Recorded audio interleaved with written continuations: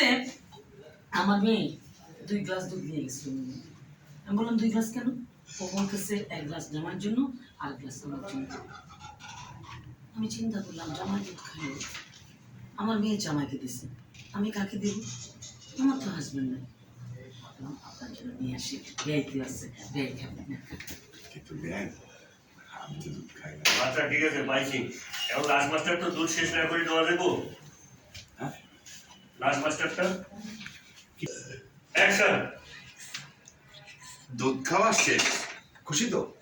Thank you, আপনি আমার দুধটা খেয়েছেন। মানে মানে আমার গরুর দুধ আমি নিজে, আমার গরুর দুধ না, মানে দুধওয়ালা দুধ দিয়ে গেছে, সে দুধটা আমি নিজ হাতে জাল দিয়েছি আলতো করে। দেখলেন না কেমন সর পড়ছে?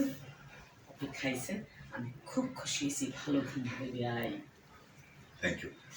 এখন যাই। আচ্ছা